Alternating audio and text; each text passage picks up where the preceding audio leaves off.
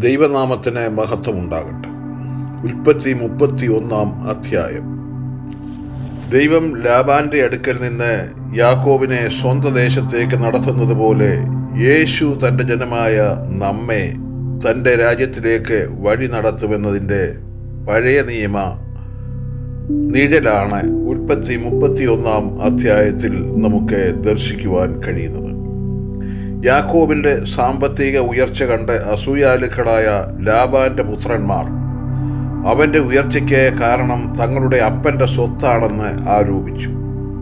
ലാബാനും തന്നോടുള്ള മനോഭാവത്തിൽ മാറ്റം സംഭവിച്ചിട്ടുണ്ടെന്ന് യാക്കോബിന് മനസ്സിലായി. അപ്പോൾ യഹോവയായ ദൈവം അവനോട് അവൻ്റെ പിതാക്കന്മാരുടെ ദേശത്തേക്ക് മടങ്ങിപ്പോകുവാൻ ആവശ്യപ്പെട്ടു.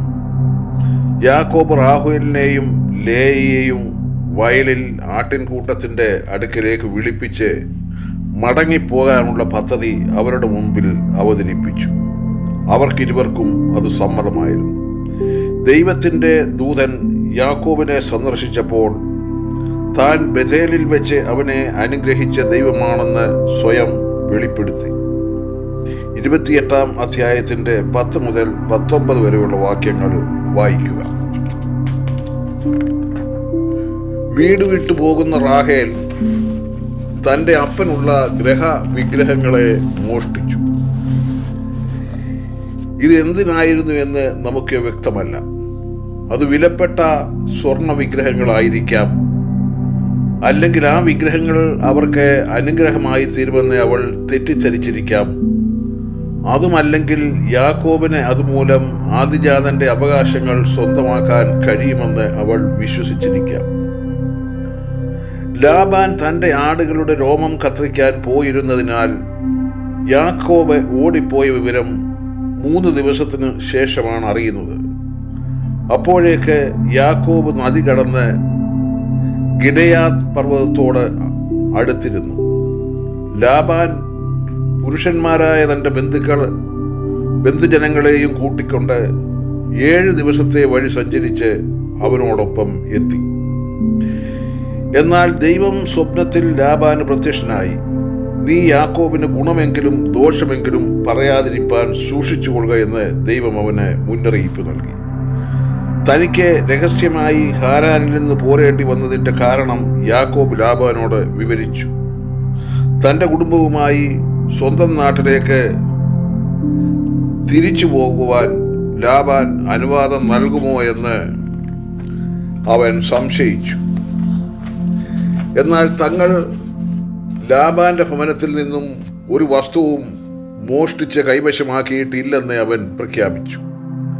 ആരെങ്കിലും വല്ലതും എടുത്തിട്ടുണ്ടെങ്കിൽ അവർ മരിക്കട്ടെ എന്ന് യാക്കോബ് പ്രസ്താവിച്ചു. ഈ വീണ്ടും വിചാരമില്ലാത്ത യാക്കോബിൻ്റെ പ്രസ്താവന കാരണമാണ് ബെന്യാമിൻ്റെ ജനനത്തോടുകൂടി റാഹേൽ മരിക്കാൻ കാരണമായത്. ഉൽപ്പത്തി 35 16 17 വാക്യങ്ങൾ. ലാബാൻ യാക്കോബിന്റെ കൂടാരവും ലേയയുടെ കൂടാരവും 2 ദാസിമാരുടെ കൂടാരങ്ങളും പരിശോധിച്ചിട്ട് ഒന്നും കണ്ടെത്തിയില്ല. ഒടുവിൽ അവർ റാഹേലിന്റെ കൂടാരത്തിലെത്തി. റാഹേൽ വിഗ്രഹങ്ങളെ ഒട്ടകക്കോപ്പിൽ ഒളിച്ചു വെച്ചിട്ട് അതിന്മേൽ കയറി ഇരുന്നു. ലാബാൻ പരിശോധനയ്ക്കായി അവളുടെ അരികിലെത്തിയപ്പോൾ തനിക്ക് സ്ത്രീകളുടെ മുറ വന്നിരിക്കയാൽ എഴുന്നേൽക്കാൻ നിവർത്തിയില്ലെന്ന് അറിയിച്ചു. മാസമുറയിലായിരിക്കുന്ന ഒരു സ്ത്രീയെ ബഹുമാനിക്കണമല്ലോ. അതുകൊണ്ട് ലാബാൻ കൂടുതൽ അന്വേഷണം നടത്തിയില്ല. ഗ്രഹവിഗ്രഹങ്ങളെ കണ്ടെത്തിയതും ഇല്ല. സത്യം എന്താണെന്നറിഞ്ഞുകൂടാത്ത യാക്കോബ് കുപിതനായി. ലാബാനെ അവൻ്റെ ആളുകൾക്ക് ഇടയിൽ തന്നെ നാണം കെടുത്തുന്ന വിധത്തിൽ യാക്കോബ് സംസാരിച്ചു. താൻ 14 വർഷങ്ങൾ തൻ്റെ 2 ഭാര്യമാർക്ക് വേണ്ടിയും പിന്നീട് 6 വർഷം ആടുകൾക്ക് വേണ്ടിയും രാപ്പകലില്ലാതെ കഷ്ടപ്പെട്ടതും വിശ്വസ്തയോടെ അവനെ സേവിച്ചതും യാക്കോബ് വിവരിച്ചു. ലാബാൻ യാക്കോബുമായി രമ്യപ്പെട്ടു. തൻ്റെ മക്കളും കൊച്ചുമക്കളും ഒരിക്കലും കഷ്ടപ്പെടുവാൻ അവൻ ആഗ്രഹിച്ചില്ല. കൂടാതെ ദൈവം യാക്കോബിനോടുകൂടെയാണെന്ന് ലാബാന് അറിയാമായിരുന്നു. അവിടെ വെച്ച് ലാബാനും യാക്കോബും തമ്മിൽ ഒരു ഉടമ്പടിയിൽ ഏർപ്പെട്ടു.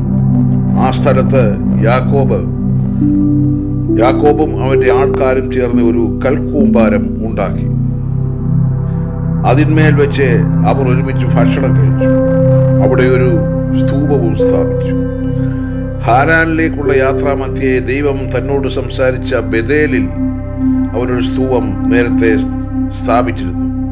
വീണ്ടും 35-ാം അധ്യായത്തിൽ മറ്റൊരു സ്തൂപം സ്ഥാപിക്കുന്നതിൻ്റെ വിവരണം നമുക്ക് കാണാൻ കഴിയും. ഇവിടെ സ്ഥാപിച്ച കൽക്കൂമ്പാരത്തിന് ലാബാൻ യഹർ സഹാദൂത എന്നും യാക്കോബ് ഗലേദ് എന്നും പേരിട്ടു. സാക്ഷ്യത്തിന്റെ കൂമ്പാരം എന്നാണ് അതിനർത്ഥം. മിസ്പ എന്നൊരു പേര് കൂടി അതിനുണ്ട്. ആ വാക്കിന്റെ അർത്ഥം കാവൽ മാടം എന്നാണ്. അവർ ഇരുവരും പാലിക്കേണ്ട ഒരു ഉടമ്പടിയുടെ അടയാളമായിരുന്നു കൽക്കൂമ്പാരവും സ്തൂപവും. ഈ അടയാളം കടന്ന് ഒരാൾ മറ്റവനെ ഉപദ്രവിക്കാൻ ഒരിക്കലും തയ്യാറാകരുതെന്നുള്ള ഉള്ളതിൻ്റെ ഓർമ്മപ്പെടുത്തലും സാക്ഷ്യവുമായിരുന്നു അവ. തൻ്റെ പുത്രിമാരെ ഉപദ്രവിക്കുകയോ അവരെ കൂടാതെ അന്യ സ്ത്രീകളുമായി ബന്ധമുണ്ടാക്കുകയോ ചെയ്താൽ അകലെ പാർക്കുന്ന ലാബാന് നേരിട്ട് വന്ന് ചോദിക്കാൻ സാധിക്കുകയില്ല. എന്നാൽ ദൈവം അവർക്കിരുവർക്കും മധ്യേ സാക്ഷിയായിരിക്കുമെന്ന് ലാബാൻ മുന്നറിയിപ്പ് നൽകുന്നു. അബ്രഹാമിൻ്റെ ദൈവവും നാഹോറിൻ്റെ ദൈവവും അവരുടെ പിതാവിൻ്റെ ദൈവവും എന്ന് ലാബാൻ പറയുമ്പോൾ യോശുവ 24:1 മുതൽ 3 വരെയുള്ള വാക്യങ്ങളിൽ തേരഹ് അന്യദൈവങ്ങളെ സേവിച്ചു പോന്നു എന്ന് എഴുതിയിരിക്കുന്ന ഭാഗവുമായി ഒത്തുപോകുന്നില്ല എന്ന് നമുക്ക് ന്യായമായും സംശയിക്കാം. ലാബാൻ്റേത് വെറും വാക്കോ വെറും ഒരവകാശവാദമോ ആയിരിക്കാനാണ് സാധ്യത. കാരണം അവന് സ്വന്തം ഗ്രഹവിഗ്രഹങ്ങൾ ഉണ്ടായിരുന്നതായി നമുക്കറിയാം. യാക്കോബാകട്ടെ തൻ്റെ പിതാവായ ഇസാക്കിൻ്റെ ഭയമായവനെ ചൊല്ലിയാണ് സത്യം ചെയ്യുന്നത്. അവൻ ലാബാന്റെ പ്രസ്താവനയോട് യോജിപ്പ് പ്രകടിപ്പിക്കാതെ അതിൽ നിന്നും അകലം പാലിക്കുകയാണ് ചെയ്യുന്നത്. തുടർന്ന് യാക്കോബ് പർവ്വതത്തിൽ വെച്ച് യാഗം അർപ്പിക്കുന്നതായി രേഖപ്പെടുത്തിയിരിക്കുന്നു. യാക്കോബ് യാഗം കഴിച്ച് ആരാധിക്കുന്നതായി ഉൽപ്പത്തി പുസ്തകത്തിൽ രേഖപ്പെടുത്തിയിരിക്കുന്ന ഒരേ ഒരു സന്ദർഭം ഇതുമാത്രമാണ്. ഉൽപ്പത്തി 12:7-8 വാക്യങ്ങളിലും 22:13 വാക്യത്തിലും അബ്രഹാം യാഗം കഴിക്കുന്നത് സംബന്ധിച്ചുള്ള വിവരണങ്ങൾ നമുക്ക് കാണാം.